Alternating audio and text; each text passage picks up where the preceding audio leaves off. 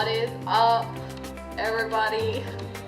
I'm gonna try really hard not to look like I'm melting, but it's 44 degrees here in Melbourne today and the whole area has just lost power. So I'm struggling. But I'm gonna try really hard to film this video like everything's okay. And we'll see how far I get. Keep on watching. Okie dokie, so what is this video about? This is going to be a pretty light-hearted one. I'm just going to talk about my tattoos and what they mean, and if you're interested then awesome, if you're not then that's cool too. I do have sentimental value to my tattoos. I actually used to loathe the idea of getting my body tattooed. I really like it on other people, but not on myself because I am not into commitment. Especially when it comes to things on me. I change my hair 5 times a year. So tattoos, deciding to get tattoos was a huge deal for me. But brief intermission, it's my father. Hello! So my first ever tattoo I got is a tiny tattoo. It's this wave on my wrist, which most people just think is a really squiggly line. That's totally fine.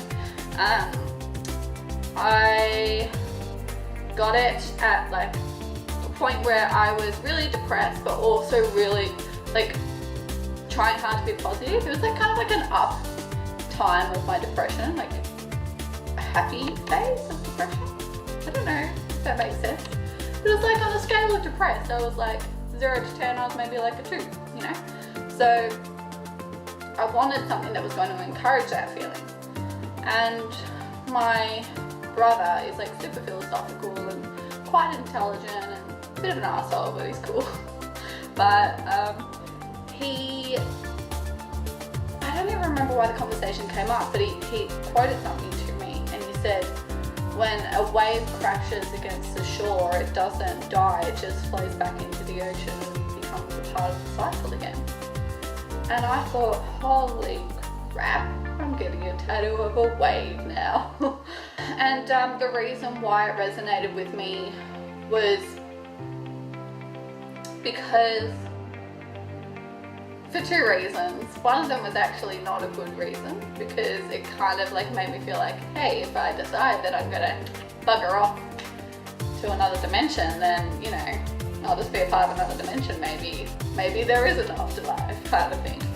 And then another part of me was hold on, I'm crashing against the shore right now, but I can just flow back into life and just let it flow, you know, let it happen, and I'll keep on crashing, but I'll keep on flowing, you know, it's just a cycle. And that was the one I wanted to focus on. So I really only had that negative thought when I was really at a low. I've had this tattoo now for 4 years, so. But the meaning of the tattoo kind of evolved. So when my anxiety really became very, very intense and prevalent, when it kind of became to the point where I would vomit or pass out because I was breathing, hyperventilating so bad,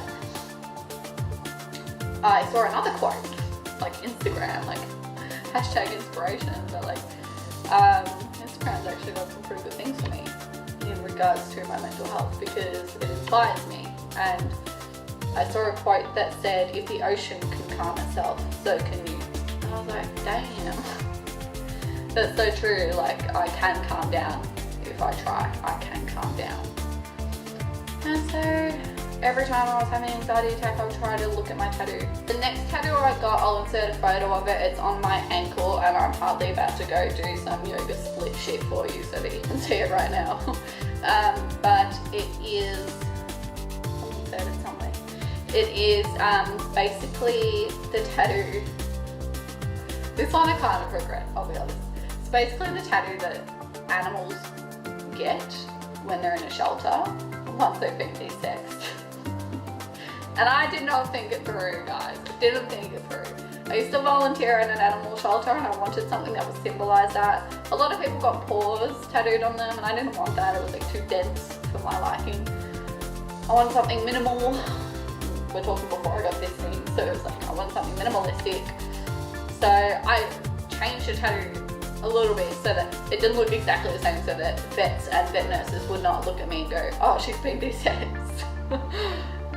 And I really could have chosen something else. Like I could have done a tattoo of ears or something, I don't know. But I didn't think it through. I was like 18, just leave me alone. So the next tattoo I've got, I'm just gonna kind of shuffle, is this one. It's of an orca. I got it in 2 parts. I got the sun a couple of months ago. I've had the orca for about 2 years.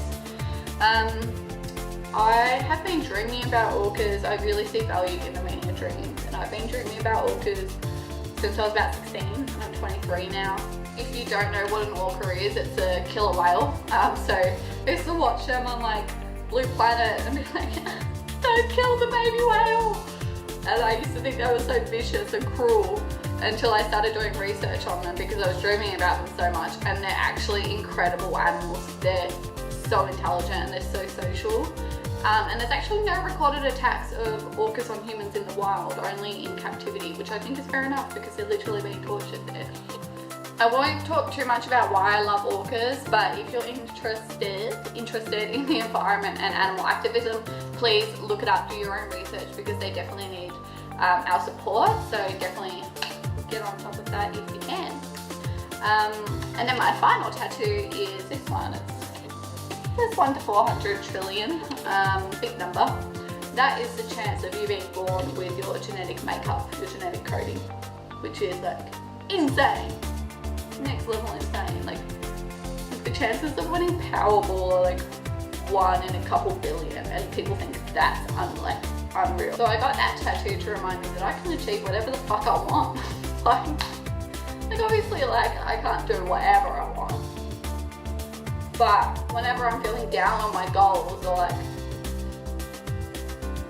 I feel like I'm not capable of doing something, I just remember that like I was born and I didn't even have to try. Someone else did that for me. My parents did that for me, so like, yeah, I can do this. So yeah, it's just a little confidence boost, I guess. So yeah, those are my tattoos. I know it's probably a bit boring for a lot of people, so I apologise to those people, but I thought maybe some people would be interested, and I just thought it'd be a fun quick video to do today. So thank you for watching anyway, and thanks so much for taking the time to watch any of my other videos if you have, or subscribed.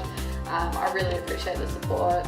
I don't know if you can hear Naga, she does like this groan when she finally relaxes. She's like lying at my feet. She's just so relaxed. But if you're in Melbourne, good luck with this heat, and thanks for watching. Bye. Oh, you guys, we finally have power. The power is back. Chicken, are you happy? We got power.